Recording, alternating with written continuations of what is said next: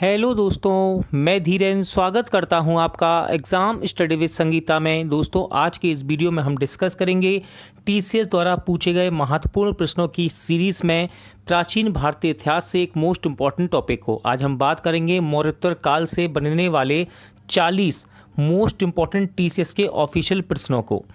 दोस्तों, ये सीरीज़ जो कि हमने शुरू की है टीसीएस के द्वारा जो भी ऑफिशियल क्वेश्चन 2018 से लेकर 2022 मार्च तक की परीक्षाओं में पूछे गए हैं, उन सभी क्वेश्चनों को इस वीडियो में आज हम यहाँ पर डिस्कस करेंगे और सीरीज़ के माध्यम से हम मौर्योत्तर काल को आज यहाँ कवर करेंगे, जो कि आपके आने वाली प्रतियोगिता परीक्षाओं के लिए इम्पोर्टेंट रहेगा, चाहे वे रेलवे के एग्ज़ाम हो चाहे एसएससी के, क्योंकि दोस्तों यहाँ से अक्सर क्वेश्चन बार बार यहाँ से रिपीट होते देखे गए हैं। वीडियो यदि आपको ये अच्छा लगे, हेल्पफुल लगे, तो प्लीज़ वीडियो को लाइक और शेयर जरूर कीजिएगा। और यदि अब तक आपने हमारे चैनल को सब्सक्राइब नहीं किया है तो प्लीज़ चैनल को सब्सक्राइब जरूर कीजिएगा, जिससे कि आपको मेरे आने वाले नए वीडियो का नोटिफिकेशन टाइम पर मिलता रहे। तो चलिए स्टार्ट करते हैं। प्राचीन भारतीय इतिहास। मौर्य काल के बाद मौर्य वंश के तुरंत बाद किस राजवंश ने मगध साम्राज्य पर शासन किया? तो देखिए, इसका नाम है शुंग वंश। ठीक है, मौर्य साम्राज्य के तुरंत बाद किस राजवंश ने मगध पर साम्राज्य किया? शुंग वंश ने। पुष्यमित्र शुंग के समकालीन योग के प्रणेता कौन थे? तो उनका नाम है पतंजलि। ठीक है, पतंजलि किसके समकालीन थे? पुष्यमित्र शुंग के। शुंग वंश का संस्थापक कौन है? तो देखिए, शुंग वंश का संस्थापक है पुष्यमित्र शुंग।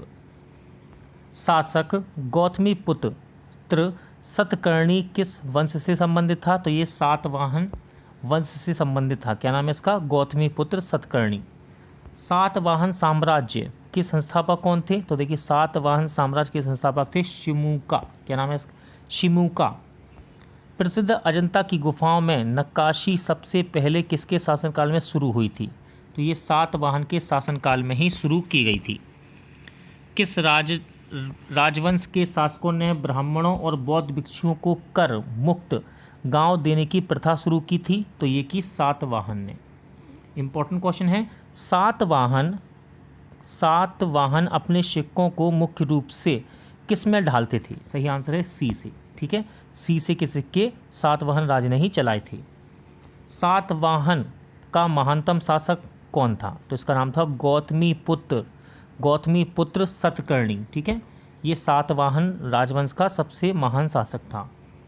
जूनागढ़ चट्टान शिलालेख किससे संबंधित है? तो जूनागढ़ का चट्टान शिलालेख ये रुद्रदमन से संबंधित है। सेंट थॉमस किसके शासनकाल के दौरान ईसाई धर्म का प्रचार करने के लिए भारत आए थे? तो ये आए थे पार्थियन, जिसको गोंडो फर्नीज भी कहते हैं। ठीक है। कुषाण वंश का संस्थापक कौन था? तो कुषाण वंश का संस्थापक था कुजुल कडफिशेस। ठीक है, कुजुल कडफिशेस। सबसे प्रसिद्ध कुषाण शासक कौन था? देखिए, सबसे प्रसिद्ध कुषाण शासक का नाम है कनिष्क। क्या नाम है इसका? कनिष्क।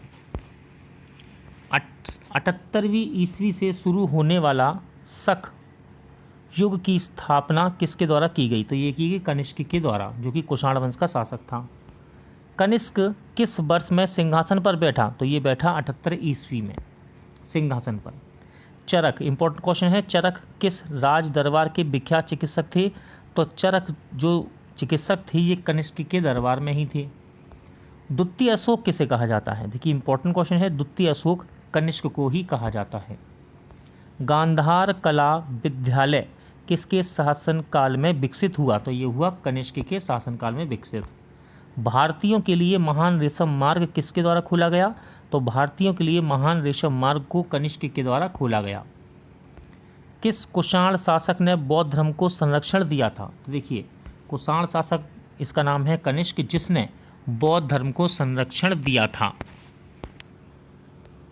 कनिष्क की राजधानी कहाँ थी? तो कनिष्क की राजधानी थी पुरुषापुर में। ठीक है। कनिष्क के समकालीन कौन थे? तो नागार्जुन, अश्वघोष और वसुमित्र, ये तीनों ही कनिष्क के समकालीन थे। कुषाण काल के दौरान मूर्ति कला की गांधार शैली किसका एक संयोजन है? तो ये इंडो ग्रीक शैली का संयोजन है। क्या? कुषाण के दौरान मूर्ति कला की गांधार शैली। कुषाण काल में सबसे बड़ा विकास किस क्षेत्र में हुआ? तो ये हुआ कला के क्षेत्र में। कुषाण मूर्तियों का सबसे बड़ा संग्रह किस संग्रहालय में स्थित है? तो ये मथुरा संग्रहालय में स्थित है। ठीक है, कहाँ पर? मथुरा संग्रहालय में। भारत में सोने के सिक्के सबसे पहले किसने जारी किए? देखिए, सबसे पहले सबसे ज़्यादा मात्रा में शुद्ध सोने के, इस तरह के क्वेश्चन बहुत बनते हैं सिक्कों से, वो भी सोने से। तो यहाँ पर यदि आप कोशिश करें तो उनको एक जगह लिखते जाइएगा जब जब आप इनको पढ़ते हैं। ठीक है, तो भारत में सोने के सिक्के सबसे पहले जारी किए थे कुषाण शासकों ने। ठीक है, 3री शताब्दी में बाकाटक वंश का संस्थापक कौन था? तो बाकाटक वंश का संस्थापक था विंध्य शक्ति। क्या नाम है इसका? विंध्य शक्ति। शक युग की स्थापना हुई थी, तो देखिए शक युग की स्थापना हुई 78 ईस्वी में। अमरावती कला विद्यालय किस क्षेत्र के सातवाहनों के संरक्षण में विकसित हुआ था? तो ये हुआ आंध्र। किस शासक के लिए एका ब्रह्मांड प्रयुक्त होता है? तो ये प्रयुक्त किया जाता है गौतमी पुत्र सतकर्णी के लिए। अगला क्वेश्चन है, पाल वंश के संस्थापक यानी कि प्रथम शासक कौन थे? तो पाल वंश के संस्थापक थे गोपाल। कनिष्क एक राजा था, तो कनिष्क एक कुषाण राजा था। कैसा? कुषाण शासक था ये। ठीक है, कौन से शासक युयझी खानाबदोश लोगों के साथ घनिष्ठ रूप से जुड़े थे? तो ये थे कुषाण। ठीक है, कुषाण शासक।